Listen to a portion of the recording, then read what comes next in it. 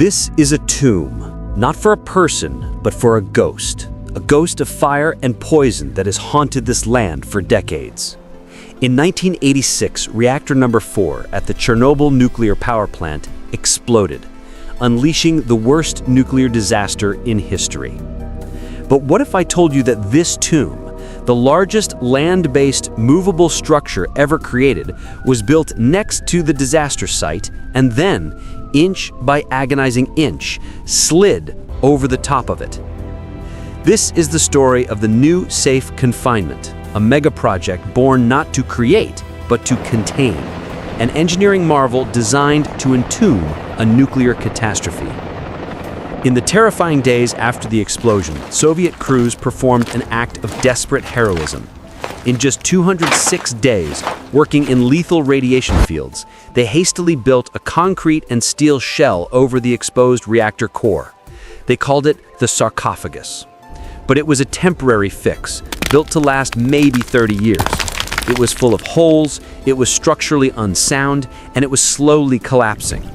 Water was leaking in, corroding the structure, and creating an unstable radioactive lava inside. Scientists warned that if the sarcophagus collapsed, it could release a new, massive plume of radioactive dust across Europe. The ticking time bomb needed a permanent solution. The problem was immense. How do you build a permanent structure over one of the most radioactive places on Earth? You can't. The radiation levels were so high that construction workers could only spend minutes at a time there. The solution was as brilliant as it was audacious. If you can't build on top of it, build next to it. Engineers from around the world, funded by an international consortium, devised a plan. They would build a colossal arch in a safe, decontaminated assembly area nearby. The structure had to be strong enough to last 100 years, contain all radiation, and withstand a tornado. The arch is a double-skin structure made of high-tech steel alloys and a sophisticated cladding designed to resist corrosion.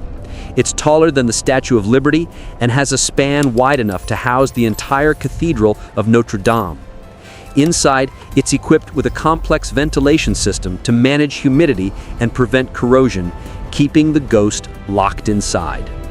The arch was built, now for the most dangerous and delicate part of the entire project. They had to move this 36,000-ton behemoth over 300 meters and perfectly place it over the crumbling reactor. The system was a technological marvel. The arch rested on special Teflon pads sitting on stainless steel tracks. 224 hydraulic jacks, all controlled by a central computer, would work in perfect synchrony to push the structure forward, pause, and then reset for the next push. It was the slowest, most high-stakes move in history. Over 5 days, the world watched as the arch crept across the contaminated ground at a speed of less than 10 meters per hour. Every single millimeter was tracked by lasers. A single mistake, a single imbalance could have been catastrophic. And then finally, it was sealed in place. The new Safe Confinement is now on its 100-year watch, but it's not a passive tomb. Its primary purpose is to allow for the next, even more difficult phase of the cleanup, the deconstruction of the original sarcophagus and the eventual removal of the radioactive fuel inside. Gigantic, remote-controlled cranes hang from its ceiling, ready to begin the slow, robotic process of taking apart the reactor. It's a task that will take decades, a job for machines, not humans. The arch provides a safe, contained environment for this unprecedented challenge.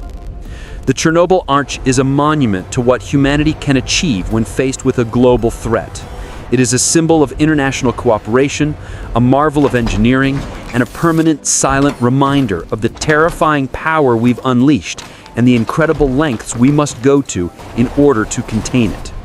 If you enjoyed this breakdown of one of history's most unique engineering projects, hit that like button and subscribe. What other mega project built to solve a disaster should we cover next? Let me know in the comments below. Thanks for watching.